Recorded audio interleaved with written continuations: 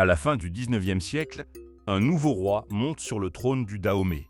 Son nom, Béhanzin.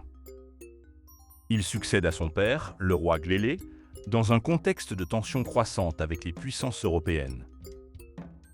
Béhanzin hérite d'un royaume puissant, mais déjà confronté à des pressions extérieures.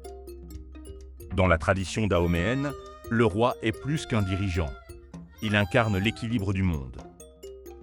Les travaux de Alain Sinou montrent que la monarchie du Dahomey repose sur une organisation politique et rituelle complexe. Béhanzin comprend très tôt que son royaume entre dans une nouvelle ère, celle de la confrontation avec des puissances étrangères. Contrairement à d'autres dirigeants, il adopte une posture de résistance et refuse toute soumission. Les archives coloniales françaises décrivent souvent Béhanzin comme un roi hostile. Mais cette lecture reflète aussi les intérêts politiques de l'époque. Pour comprendre son action, il faut replacer ses décisions dans une logique de souveraineté et de défense territoriale. Béhanzin s'appuie sur une élite politique et militaire expérimentée. Il consolide l'armée, renforce la discipline et prépare le royaume à un possible conflit. Les Agoudjiés deviennent un élément central de la stratégie militaire du Dahomey. Selon Robin Lowe, l'équilibre régional est en mutation et les anciens rapports de force évoluent. Les Européens ne se contentent plus du commerce, ils cherchent à contrôler les territoires. Béhanzin doit faire un choix, négocier ou résister. Il choisit la résistance. Les relations avec la France deviennent de plus en plus tendues. Le roi Béhanzin ne cherche pas la guerre, mais il s'y prépare.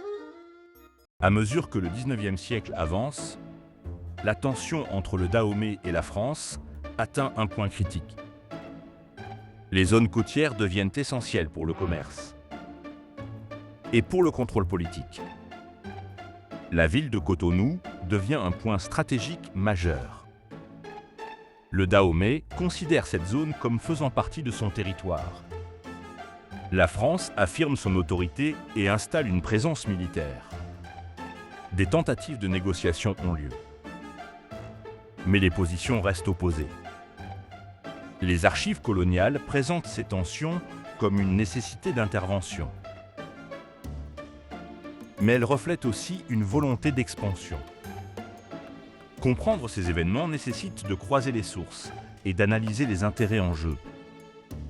Les incidents se multiplient. Des combats éclatent, marquant le début d'un conflit ouvert. Béhanzin mobilise ses forces et organise la défense du royaume. L'armée dahoméenne se prépare à affronter une armée moderne. Les forces françaises disposent d'armes plus avancées. Mais le Dahomey connaît le terrain et maîtrise ses propres stratégies. Les Agoudjiés participent activement au combat. Le conflit devient inévitable et s'intensifie.